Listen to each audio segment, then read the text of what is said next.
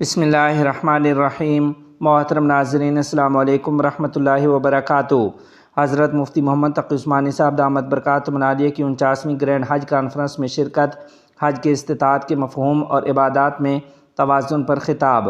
تفصیلات کے مطابق آج 4 ذو الحجہ 1446 ہجری شیخ الاسلام حضرت مولانا مفتی محمد تقی عثمانی صاحب دامت برکاتہم العالیہ نے 49ویں ندوۃ الحج الکبریٰ یعنی گرینڈ حج کانفرنس میں شرکت کی ہے۔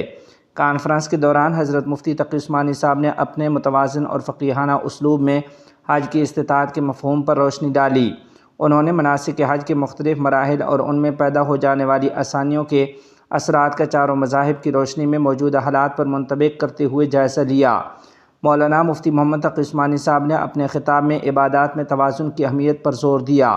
انہوں نے واضح کیا کہ ایک طرف مطلوبہ محنت ہو اور دوسری طرف آسانی بھی، اور اس بات سے خبردار کیا کہ آسانی کے نام پر عبادات کی روح اور جوہر کو ختم نہ کیا جائے، جو کہ قرآن کریم کی آیت مبارکہ وَالَّذِينَ جَاهَدُوا فِينَا لَنَهْدِيَنَّهُمْ سُبُلَنَا میں بیان کردہ جد و جہد کی روح کی منافی ہے۔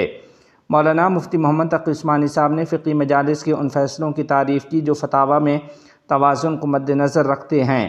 اس کے علاوہ حضرت مفتی صاحب نے سعودی عرب کی حکومت کا شکریہ ادا کیا جو ہر سال حجاج کرام کی خدمت میں نئی سہولیات اور انتظامات فراہم کرتی ہے تاکہ وہ اپنے مناسک کو اطمینان، راحت اور سلامتی کے ساتھ ادا کر سکیں۔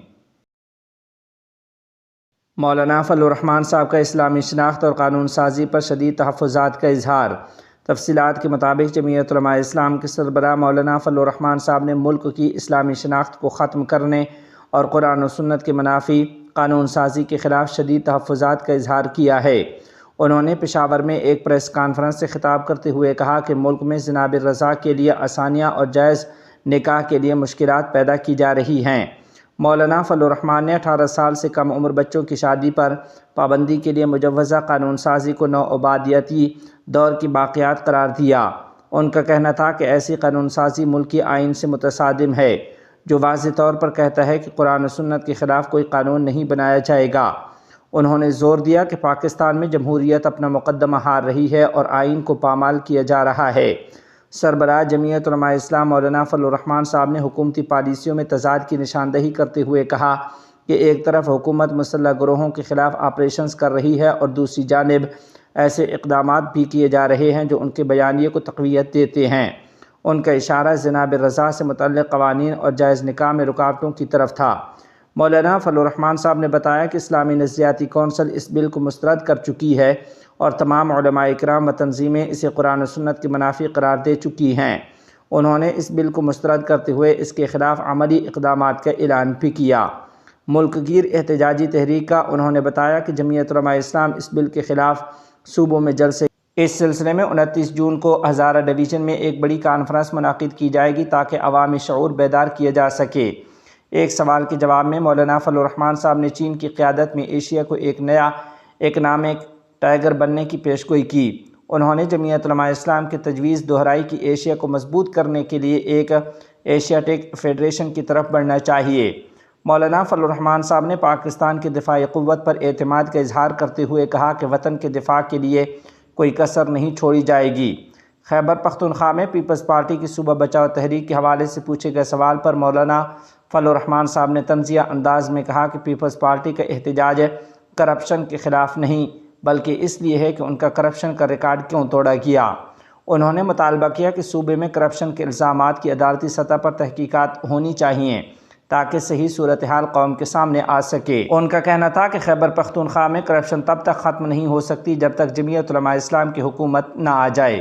مولانا فضل الرحمان صاحب نے اپنے دور اقتدار میں کرپشن کے خاتمے کو ثابت کرنے کا دعویٰ کیا اور کہا کہ ان کے خلاف آج تک کوئی FIR درج نہیں ہوئی۔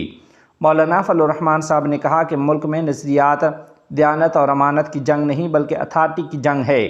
ان کے مطابق جتنا کمزور، کرپٹ اور اخلاقی طور پر گرا ہوا انسان ہوگا اسے عوام کے سروں پر بٹھایا جائے گا تاکہ اس کی کمزوریوں کو استعمال کر کے اسے اپنی اتھارٹی کے مطابق استعمال کیا جا سکے۔ ایک سوال کے جواب میں مولانا فضل الرحمان صاحب نے افغانستان کے ساتھ تعلقات کو بہتر قرار دیا اور کہا کہ دونوں ممالک کے درمیان بہتر باہمی تعلقات ایک دوسرے کے لیے ناگزیر ہیں۔ امارت اسلامیہ افغانستان کے وزیر خارجہ مولوی امیر خان متقی اور پاکستان کے نائب وزیر اعظم اور وزیر خارجہ محترم اسحاق ڈار کے درمیان سفارتی تعلقات کی سطح میں بہتری کے حوالے سے ٹیلی فون پر گفتگو۔ دونوں فریق نے کابل اور اسلام آباد میں سفارتی مشنز کی سطح کو سفیر کے درجے تک بلند کرنے کو مثبت قدم قرار دیا اور امید ظاہر کی کہ باقی ماندہ مراحل بھی جلد مکمل ہوں گے۔ فریقین کا کہنا تھا کہ سفارتی تعلقات کی سطح میں اضافہ مختلف شعبوں میں تعاون کے فروغ کا باعث بنے گا۔